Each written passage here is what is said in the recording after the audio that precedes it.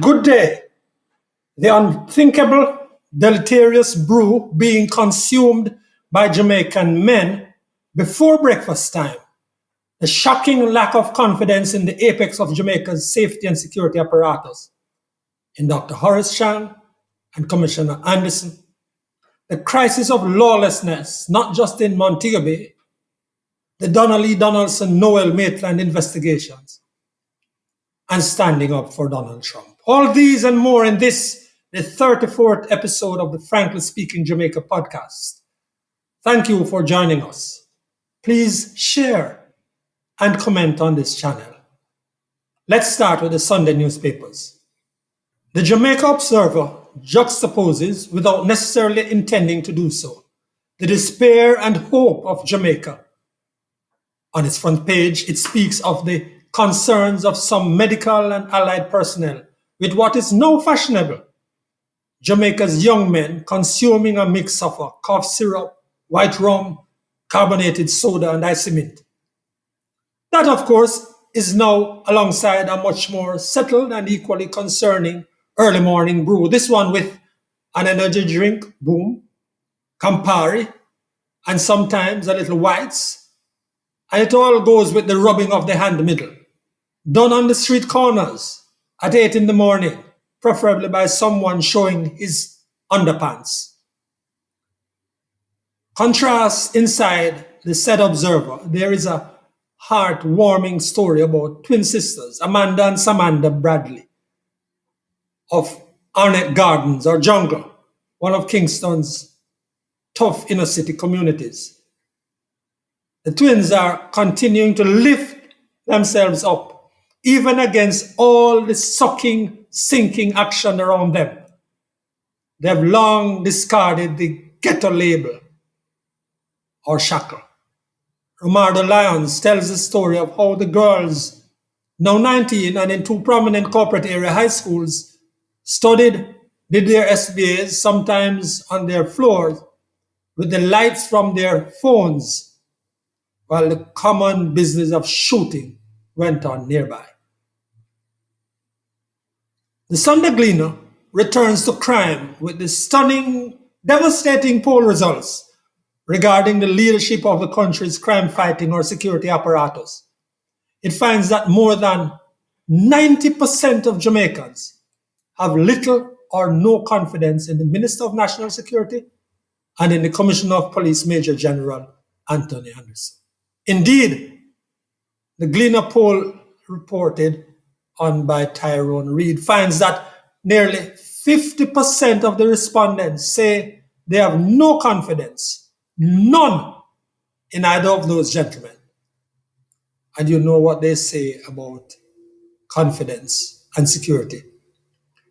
Tyrone Reid continues with a reporting on an interview, a part of which he published last week with the Minister of Security. The Gleaner also does not let go of the spending on the failed campaign of Foreign Affairs and Foreign Trade Minister Kamina Johnson-Smith. Now to Frankly Speaking, my commentary. So in the previous podcast, I promised to continue with the discussion about why Jamaica needs urgently to take on a massive transformational scheme that will get every Jamaican in need of land closer to owning a piece of the rock, having an attainable path to being able to own a place to lay her or his head.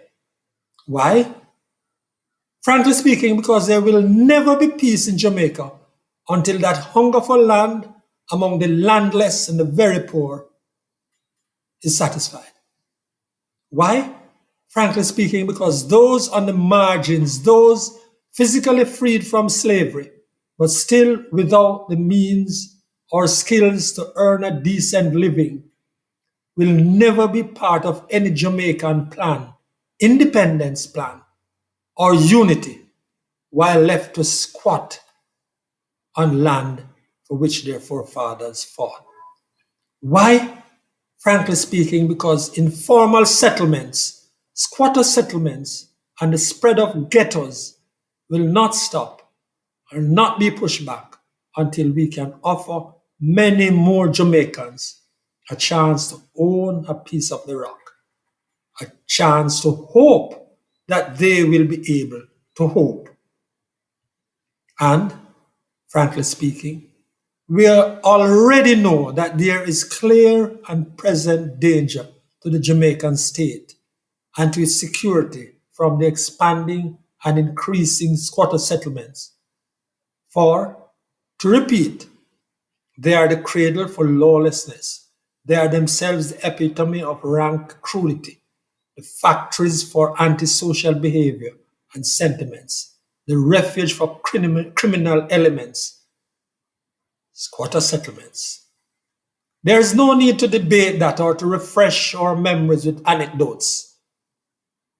I am repeating that, frankly speaking, neither of the political parties has taken the bold initiative to get landless descendants of enslaved people onto land. To this day, we treat crown land, as if it belonged to Missy Queen, her heirs and successors, and for her to determine how we should treat this most valuable assets and the people, our brothers and sisters, whose forebears worked for it, fought for it, and died for it. Over the years, we have had a variety of small programs, some of them unsustainable, aimed at settlement of a few of the poorest people. These include sites and services, government construction of high-rise apartments, especially in Western Jamaica and even in Duane Park and Spanish Town. Those have been packed with party activists. None of those settlements is recommended or has fared well. Then there was an attempt with the Pride Project, a great intent to regularize some squatter settlements all across the country that collapsed under mismanagement and corruption. But the Pride experience provides a roadmap how to avoid the morass of mismanagement and corruption in settling us, in settling the poorest among us. I'm not done yet. Next week, I'll answer the important questions raised by Land for the Landless.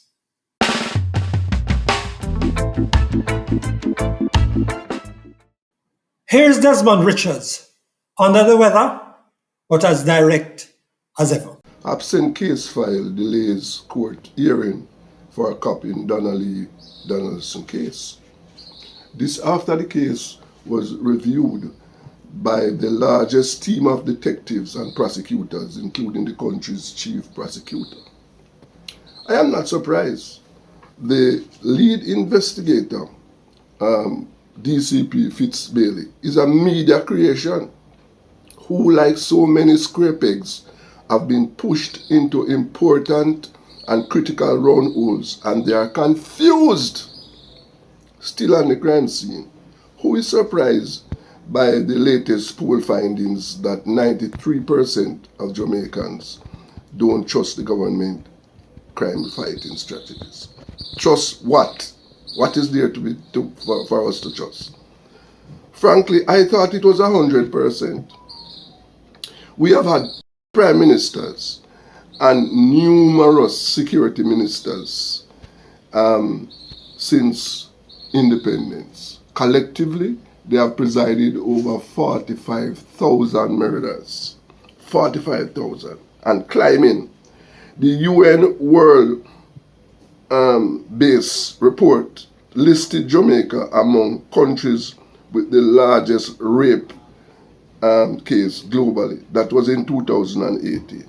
In 2017, UNICEF expressed concern about the violence plaguing Jamaican children. So, what we have? We have a series of failed policies which have resulted in blood on the street. So who cares about Security Minister Chang pain? Keep your pain to yourself. You have a team of police around you every day, 24 hours. The ordinary Jamaican don't have that. and the highest paid commissioner since independence, is a disaster. He has proven himself to be nothing more than a yes man for the Prime Minister.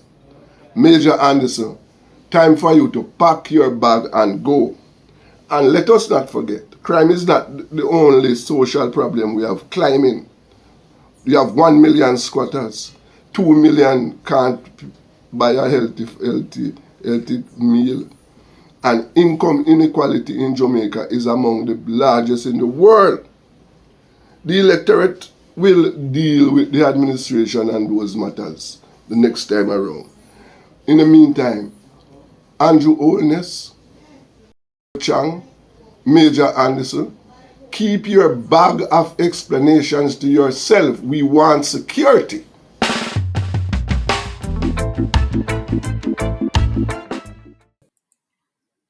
That's Desmond Richards, businessman and journalist. Continuing our series, Independence 60, this time not with a guest. The celebrations around Jamaica 60 are over and some of the pressing issues remain. A lot of our public spaces are increasingly disorderly, lawless, and look and feel chaka-chaka.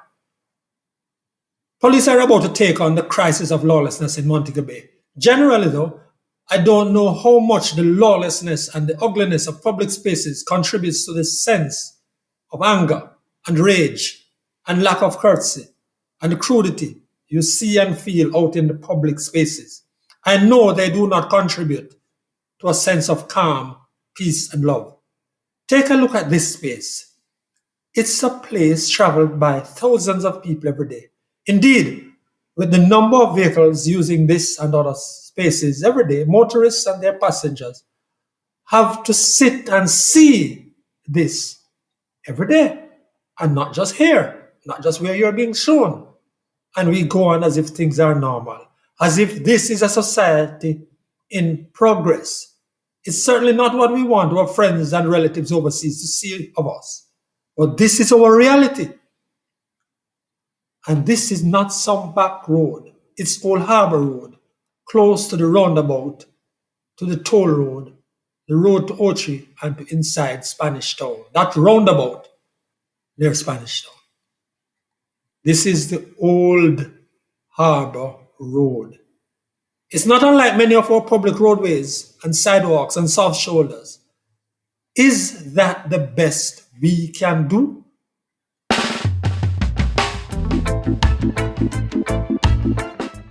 Now, Crystal Cameron looks overseas and stands up for Donald Trump.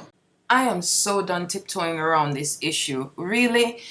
This one goes out to all those people who are suffering from Trump derangement syndrome. This raid is unprecedented and it sends a clear message that some people have lost their minds to a singular obsession with destroying Donald Trump and making damn sure that he doesn't run for president again. I'm done straddling the side with this. When you drone on about the existential threat of Donald Trump and how he's always been wanting a civil war, when you shake like a leaf over a tweet that hurt your feelings and how Trump is obviously racist because just duh, obviously like totally duh. Do you realize that you have said nothing even remotely concrete about Donald Trump's re-election and civil war? You haven't said he'll turn the government agencies like the FBI on his opponent and have Biden's house raided, have his staff arrested and put in leg irons and strip searched, promote an environment where the Supreme Court will be undermined by leaks and his party members publicly encourage supporters to threaten and illegally protest outside their houses to change their decisions through intimidation. You've said nothing about him signing executive orders to undermine border enforcement and speaking about great replacement with anticipation, or pushing through spending bills that cause inflation and impoverish U.S. citizens. Nothing about him illegally using the usher to force vaccine mandates on employers. Nothing about him declaring war on oil and driving up prices worldwide. Nothing about him presiding over a massive crime spike while he remains silent on police departments having their hands tied in Democratic-run areas, while also doubling the IRS to unleash on citizens. Nothing about wars being started over his failed efforts of diplomacy. Nothing about warlords gaining millions in billions in sophisticated weaponry that will affect the power dynamics in the region for years to come. Instead, you say things like, the environment was tense and he's like obviously racist, like duh. And he doesn't care about Jamaica. The Republicans don't even want you to come live here. That is more shallow than a puddle of piss. Any leader who first thinks about Jamaica or Barbados or Trinidad in making decisions is a piss poor leader for America. Good leaders are America first. I hope they don't give a damn about me. I really do. I hope I get treated like an outsider while Americans get the red carpet rolled out, because the American government is for Americans. The conservatives don't give a damn about me is not hitting me like you'd like it to, because I sure hope my elected leaders in Jamaica don't give a damn about Americans or America beyond how she can help us and how her stability makes our region more stable and attractive for investments and tourism, and that creates jobs for so many and is needed for positive change. I only care insofar as it helps us to win. Why don't you care as much about yourselves?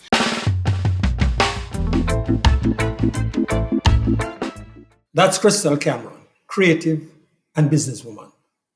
That's our podcast for this week.